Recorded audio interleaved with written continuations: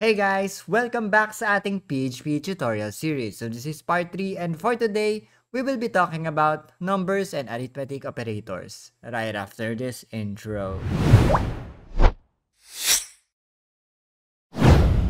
So guys, ito ang tutorial flow natin for today. So number 1, we're going to talk about numbers. Number 2, we're going to talk about how to convert string into numbers, and then yung arithmetic operators, and then yung PEMDAS, and then yung shorthand operators, and then yung increment and decrement, and then finally yung ating tutorial challenge.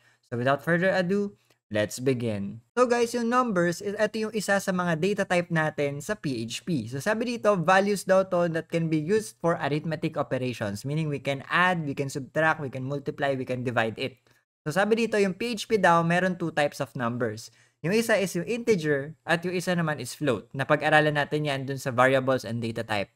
Yung integer, whole number siya. And then yung float naman, mga decimal number siya. So ngayon guys, makikita natin dito, meron tayong quick exercise dito. Sasabihin nyo kung isa siyang integer, isa siyang float, or isa siyang string. So makikita natin dito. Kung ang sagot nyo dito is eto, so makikita nyo guys, yung number 5 is integer, of course. Etong 3.14 is a float. And then kung mapapansin nyo guys, string yung ating double quotes na 12. Kung makikita nyo, nakapalibot sa double quotes yung 12. So that's why it's considered a string. So meaning wala siyang numerical value. Text talaga siya. And kung makikita nyo, pati sa single quotes, it's the same. String pa rin yon kahit number yung nakalagay dun sa loob ng ating single quotes. And then, kung makikita nyo, yung final is a float kasi kung makikita nyo, 6.54238, wala siyang kahit anong double quotes or single quotes. So, lahat na nakapalibot sa double quotes ay considered as string. Siyempre, sa single quotes din. So, yun. Doon natin malalaman kung ano yung kanyang data type. Ngayon, guys, let's talk about converting strings into numbers. So, kung mapapansin nyo, guys, we have here a string. Ang pangalan is strnum and then equals 5. And then, if you want to convert that into a number,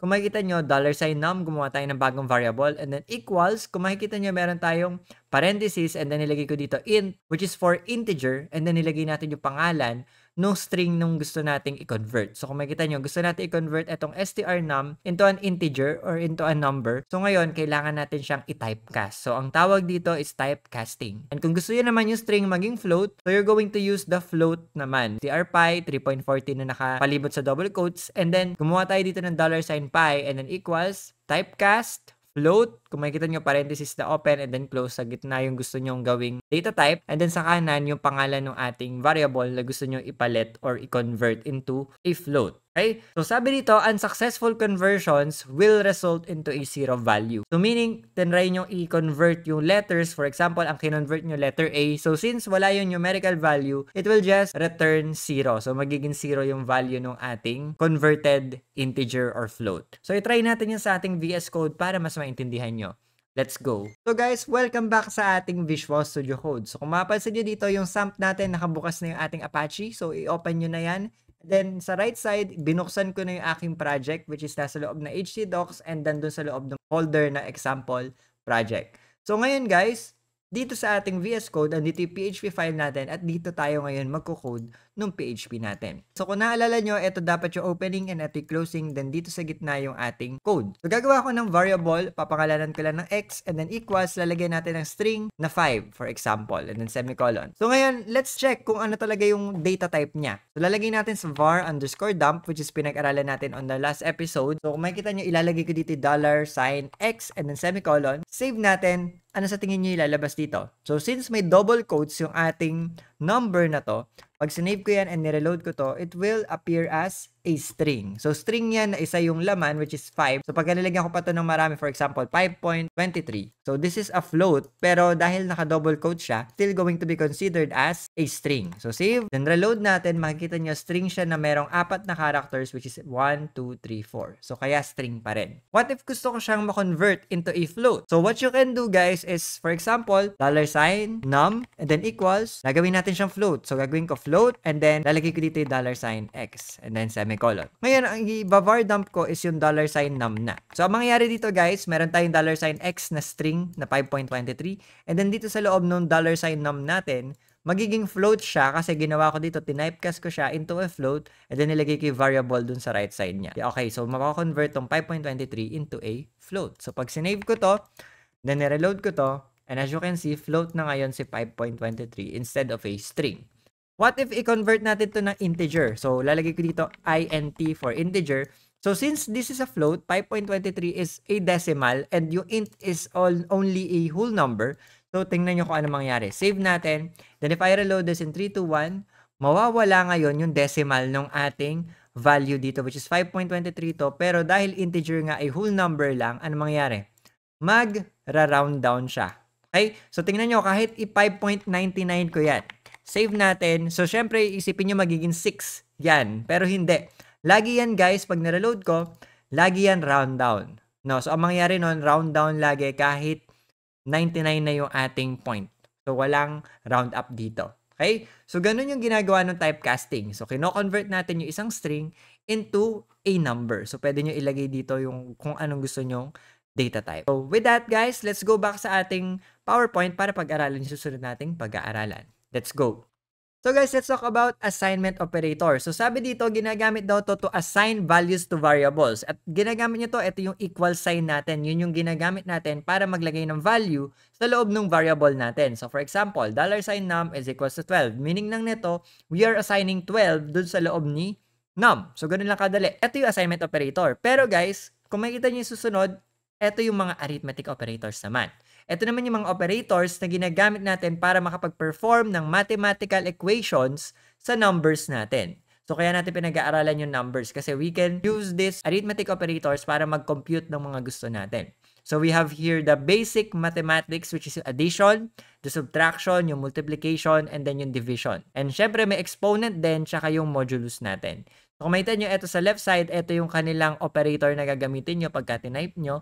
So, same lang, yung plus sign, minus sign, asterisk para sa multiplication, slash para sa division, dalawang asterisk for exponent, and then percent sign for modulus, or the remainder. Okay, so sabi dito, operators can be applied to variables as well. So, ibig sabihin, we can use the variables para mag-compute. Okay, so makikita nyo dito, for example, 5 plus 5, 5 minus 5, 5 times 5, 5 divided by 5, ito 5 raised to 2, 5 modulus 2. Okay, so itatry natin yan ngayon sa ating Visual Studio Code para maintindihan nyo kung paano ginagamit ng arithmetic operators.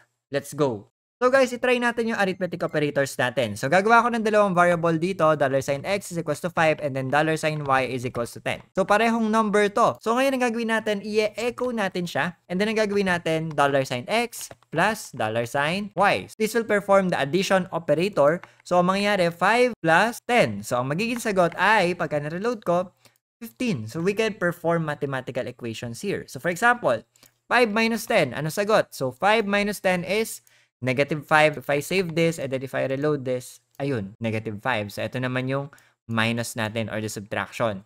Then, yung isa naman, gawin natin is multiplication. So, 5 times 10. So, this will be 5 times 10. So, ang sagot ay, ayun, 50. So, next, division. So, syempre, hindi ko pwede i-divide yung 5 divided by 10 kasi yung 5 masyadong maliit. So, pagpapalitin natin, gawin natin 10 divided by 5. So, 10 divided by 5. The answer is, so makikita nyo pag nireload ko, ayun, 2. Kasi, dalawang 5 yung kasya kay 10. So, what if hindi siya sakto? Kunwari, 3. Save natin to. So, 10 divided by 3. So, ilan ang sagot? So, ang sagot dyan ay, ayun, 3.33. So, naging float siya. So, ang mangyayari kasi dyan is, di ba, 3.33 times 3 is 10. Okay? So, 9.9999 yun. Ganun siya, no? Pagka nag-divide kayo ng hindi sakto, it will become a float. Okay? So, ngayon, next na tayo. So, tapos na tayo sa division. Let's talk about the exponent. So, for example, gawin natin 2 raised to 3. Yan. So, 2 raised to 3 is 2 times 2 is 4. 4 times 2 is 8. So, ang mangyayari dito, ang sagot ay, pag nireload ko,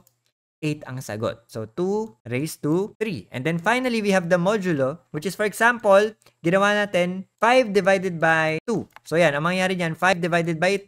So, syempre, ang sagot doon, pagka 5 divided by 2 is 2.5, pagka float. Pero, since remainder ang kinukuha nito, ilan yung matitirang remainder pagka dinivide natin yung 5 sa 2? So, syempre, 2 times 2, 4. So, ang mangyayari doon, 5 minus 4 is 1 na lang yung matitirang remainder natin. So, ang sagot dito, pag sinave ko at nireload ko, the answer would be 1. Kasi may matitirang 1 dun sa remainder. So, para mas maintindihan natin, gawin natin for example, 3. Tapos, ang gawin natin is 11. So, ang mangyayari dyan is 369 lang. So, syempre, hanggang 9 lang to. Bawal na yung 12 kasi sasobra sa 11 yung 12. So, ang mangyayari, 369. 11 minus 9 will be 2. So, the remainder na matitira is, pag nireload ko, 2. So, kung ano yung remainder, pag pinag-divide nyo yung dalawa, yun yung nagiging answer netong modulus. So, yun na lahat ng ating mga arithmetic operators. Ngayon guys, kung mapansin nyo, meron din kasi tayo ditong cool feature na for example, $x, ginawa nating string to. So, alam nating string to. And then for example, $y is just a number. 15 na string and 12 na integer or number. So, kung makikita nyo guys, ang pwede natin gawin dito is for example, in-echo ko yung $x plus $y. We will think na baka magloko to kasi string to, eto number. Pero hindi guys, automatic siya nagko-convert into integer. So, ang magiging sagot neto ay, pag sinave ko at nireload, 27. So, kung nakapag-aral kayo ng ibang programming language, hindi sila ganyan na automatic nagko-convert yung string into a number. So, kadalasan mag-e-error. Pero dito kay PHP, automatic nagko-convert yung mga string into number kapag tinry nyong mag-perform ng mathematical operation dun sa string na number. And one more thing na hindi natin napakita kanina, na for example, meron tayo ditong variable na $x and then nilagay natin ng letters, kunwari WX, and then tinry natin siyang gawing number. So, ang gagawin natin, i-convert natin siya into integer. So, lalagay ko dito yung $x. So, sabi kanina doon sa ating typecasting, ang rules ay, pagka in-echo ko tong $num, since nandito nakastore yung ating pagkaka-convert, pag sinave ko to at nireload ko to in 3, 2, 1, 0 ang magiging sagot niyan. Kasi nga guys, meron tayong rule na pagka nagkamali yung pagta-typecasting natin, magiging value niya ay 0. Pero for example, lilagyan nyo dito ng 25, tapos merong letters dun sa dulo. So, syempre, wag nyo gagawin to. Pero, guys, pag sinave ko to, makita nyo, pagka nireload ko to, automatic niyang i-extract yung number na nandun sa loob ng string natin at makukuha niya yung 25. So, astig si PHP pagdating sa pag-handle ng mga ganon. Kasi kahit may letters dito, alam niyang may number pa rin dun sa dulo. Pero for example, kinonvert nyo 2W tas meron pang 5 dun sa gitna. Pag sinave ko to at itinry natin to i-reload in 3, 2, 1, ang kukunin lang niya ay yung unang number na makikita niya dun sa string. So, since ang nakita niya is yung 2, makukuha niya yung 2. So, yun, the more you know. Pero syempre guys, huwag niyong gagawin to. It's better na tama na lang agad yung inyong variable data type. Okay? So, yan, for example, ganyan. Ngayon guys, meron pa tayong pag-aaralan, which is what we call the arithmetic precedence. Paano pagka pinaghalo-halo natin yung mga operators na yan? Sino ang mauuna at sino yung mauhuli? So, tingnan natin sa ating PowerPoint. Let's go! So guys, just like in our math class, yung PEMDAS rule na apply din dito sa ating PHP. So, yung pagkakasunod-sunod niya, dapat mauuna yung naka-parenthesis, then yung naka-exponent, and then yung multiplication, and then division, and then addition, then subtraction. So, PEMDAS rule, or minsan GEMDAS ang tawag doon. So, ngayon, tingnan natin yung mga example para maintindihan natin kung paano gumagana tong si arithmetic precedence. So, tingnan natin. So, kung makikita nyo, we have the code here. So, ito is counting challenge lang, no? So, ano yung magiging sagot dito? X plus Y divided by X. So, sorry guys, no, nakalimutan na yung $sign dito sa unahan. Pero may $sign yan. So, ano mangyayari? So, yung X is 5, yung Y is 10. So, mauuna yung nakaparenthesis. So, X plus Y is 15. Okay? So, magiging 15. Mauuna yung nakaparenthesis bago yung division. So, 15 divided by 5. So, ang sagot ay 3. Okay, so ganun lang kadali. Ngayon guys, tingnan natin kasunod. So, eto naman. So, inalis natin yung parenthesis dun sa kanina, no? Eto kasi may parenthesis, eto walang parenthesis ngayon. So, ano na mangyayari? So, mauuna na from the PEMDAS, mauuna na yung ating division bago yung addition. So, ang mangyayari, X divided by Y. So, yung X is 12, yung Y is 3. So, magiging 4. No? So, 3, 6, 9, 12 is 4. So, 4 plus 12. So, ang sagot ay 16. Okay? So, ganun lang kadali. And then, finally, meron tayong tinatawag na exponent. So, alam naman natin na nauuna lagi ang exponent before ang addition. So, ang mangyayari dito, 2 raised to 2. So, ang sagot ay 4.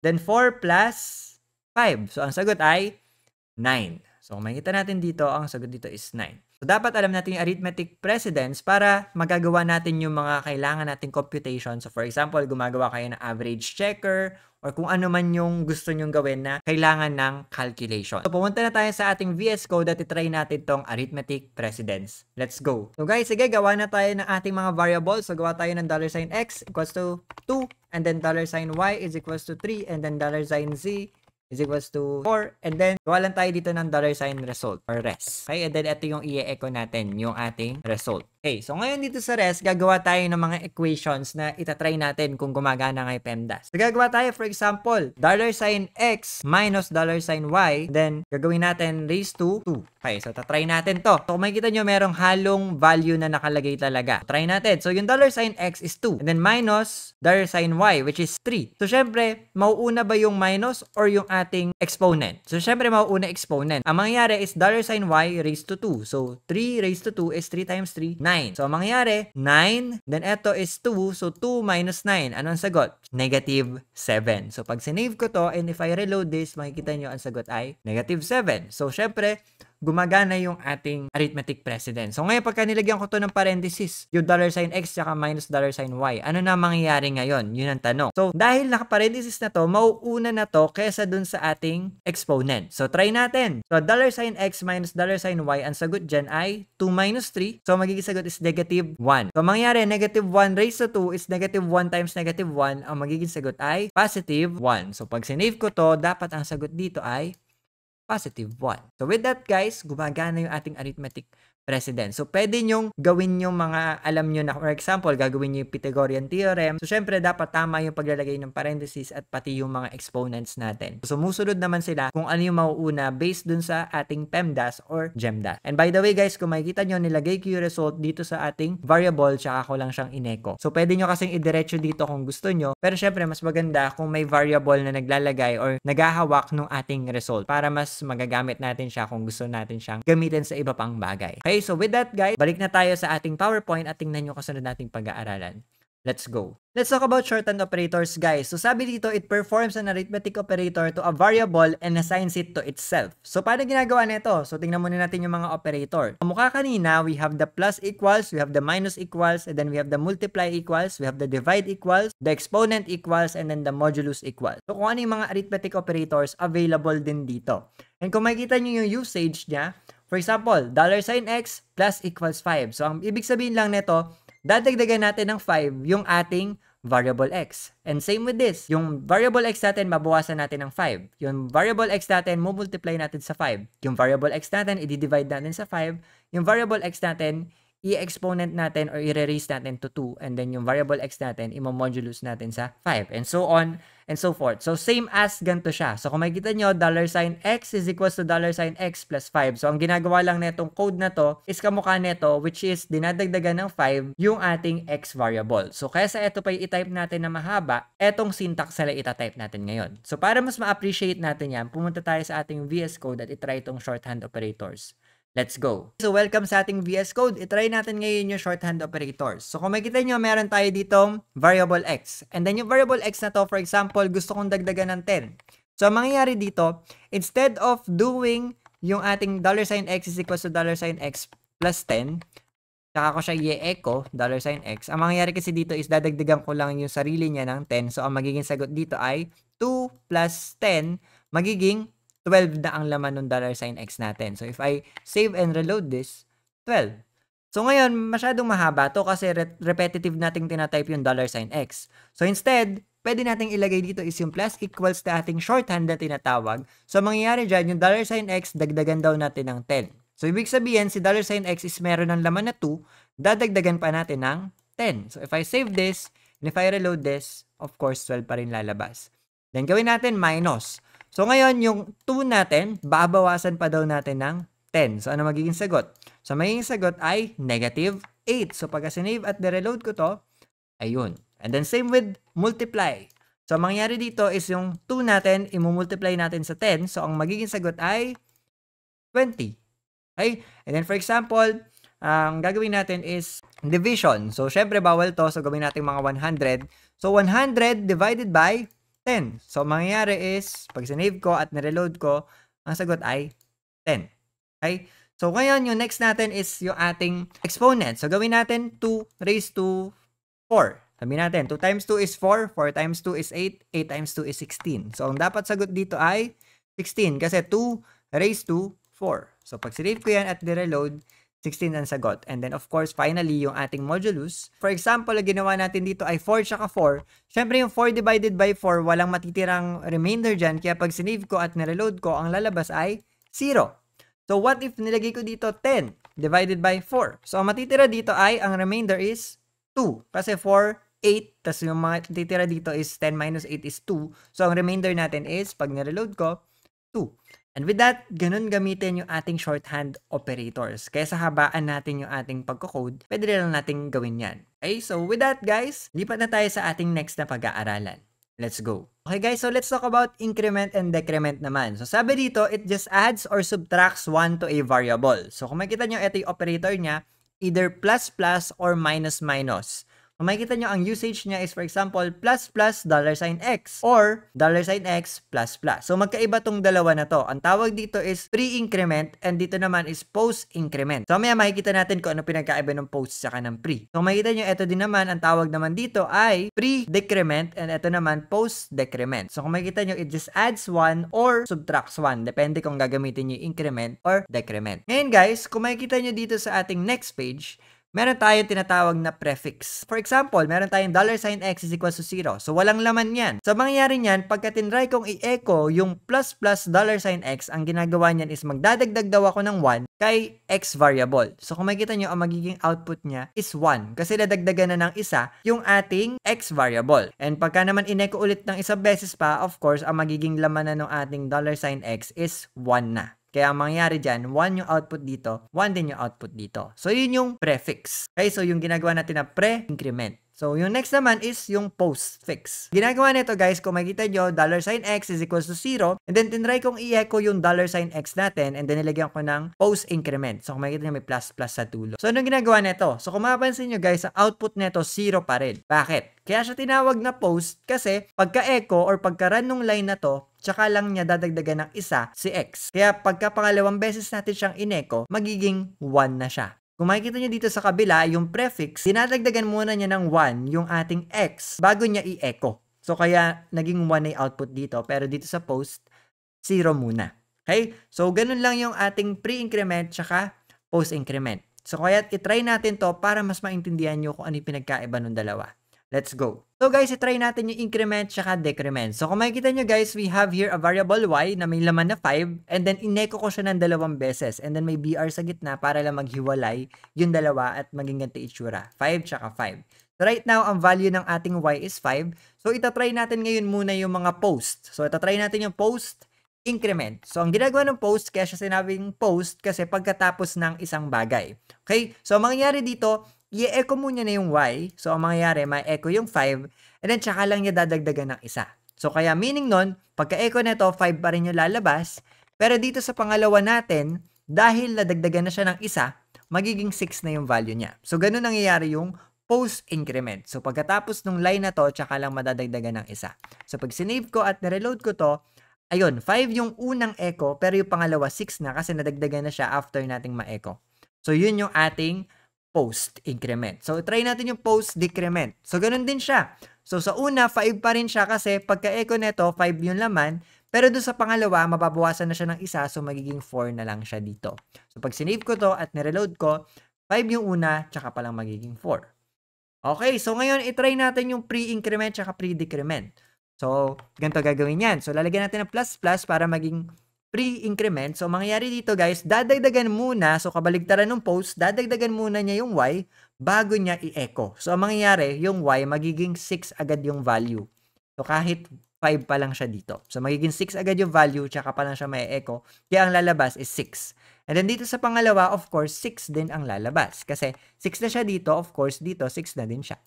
Save, and then reload, makikita nyo 6 tsaka 6. Same with the pre-decrement. So, pagka minus to, yung 5, mababawasan agad bago natin ma-echo. So, magiging 4 ang sagot. And dito sa pangalawa, of course, 4 din. So, save, reload, ayun. So, yun yung pinagkaiba ng post sa pre. Ganun lang kadali. So, with that guys, yun na yung ating numbers and operators na tutorial. Sana marami kayong natutunan. So, ngayon, mag-proceed tayo sa ating tutorial challenge para makita nyo kung talagang naintindihan nyo yung tutorial. Let's go! Okay guys, so ito yung tutorial challenge natin for today. So, try to do this challenge using the things you've learned. So sabi dito, mag-create daw kayo ng program that uses variables for 5 subject grades. So kayo bahala kung anong subject yan. Kung math, science, computer, anumang subject yan. Sabi dito, kunin nyo lang daw yung average ng lahat ng grades na yon and then i-display nyo. So we're going to use the arithmetic operators dyan. So syempre yung division yan, tsaka addition mostly, no? So ngayon guys, syempre gumamit kayo ng variables para mas malinis at pwede nyo lagyan ng mga elements kung gusto nyo ng HTML. So with that guys, i-post nyo na yung video and then i-try nyo na and then babalik ako after a while. So nagawa nyo na ba? If yes guys, and then very good na intindihan nyo na kung paano gamitin yung mga arithmetic operators natin. Pero kung hindi naman, that's okay. We're going to try to do it together. So kaya pumunta na tayo sa ating VS Code at itry natin gawin yung ating challenge. Let's go! Okay guys, so itry na natin yung ating tutorial challenge. So sabi doon, gumawa daw tayo ng 5 subject grades. So hindi ko napapangalanan yung mga subjects. I'm going to use the S1. For example, subject 1 yan. Pare, naka 95 tayo dito. Sa subject 2, naka 93.25 tayo. Sa subject 3, naka 97.25 tayo or 13. Sa subject 4, naka 90.25 tayo. Then sa subject 5, naka 87.5 tayo. Tingnan natin yan yung mga subject grades natin. So ngayon guys, we're going to get the average. So gagawa siguro ako dito $ave. And then equals, pag-aadin muna natin lang lahat ng yan, di ba? S1 plus $S2 plus $S3 plus $S4 plus $S5. So ina-add natin yung 5 subjects natin na yan. So itry muna natin i-echo yung ating average. So, yung ave na pinangalan ko. Syempre, hindi pa to average. Pinag-a-add ko lang lahat. So, save natin and then if I reload this, makukuha natin yung total ng lahat ng grades natin. So, ngayon, para makuha yung average, di ba dinidivide yan kung ilan yung inad nyo. So, since ang inad natin is 5, we're going to go ahead and put /5 dito para divided by 5. But wait! Kasi guys, mauuna yung division kaysa sa addition. So, kailangan mauna muna yung addition, diba? So, ang gagawin natin is ipapalibot natin yan sa parenthesis para ma-add muna natin lahat ng mga subjects natin. Tsaka natin makuha yung kanyang average kasi i-divide natin sa 5 yung lahat ng mga subjects na to. So, ang makukuha natin is, syempre, yung average ng 5 subject na to.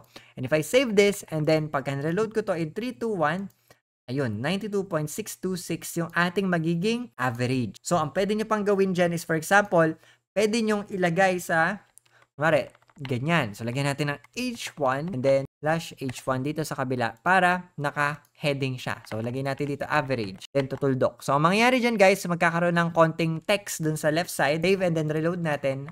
Ayun, average is 92.626. At pwede nyo pang gawin, for example, lalagyan nyo ng visualization kung saan nanggaling yung mga grades. Lalagay lang natin dito echo, and then double quotes, and then lalagay natin dito $S1 plus $S2 plus $S3 plus $S4 plus $S5. Then, lalagay natin dito sa dulo is divided by 5. Then, lagyan na natin ng parenthesis. Kung makikita nyo guys, eto, since naka-double quotes yung mga to, string tong mga to. So, hindi siya mag-a-add ng, akala nyo mag-a-add ng, for example, $195, eto magiging 93.25. So, hindi mag-a-add yung dalawa na yan. Magiging string yan, yung plus na yan. So, pag sinave ko to at nireload ko, makikita nyo, yung mga string mismo yung lalabas at makikita nyo yung kada grade ng kada subject. 95, 93, 97, 90. So, pinapakita lang kung paano nakuha yung 92.626. So, you can even do that using echo basta ipasok nyo dun sa double quotes at para ma-visualize nyo kung ano yung itsura niya. Okay, so with that, eto lang yung tutorial challenge natin ngayon. So I hope na marami kayong natutunan dito sa tutorial na to. So kung meron kayong mga questions, you can comment sa ating comment section. And with that guys, yun lang. Thank you very much for watching this video. And as always, I will see you in the next video. Goodbye!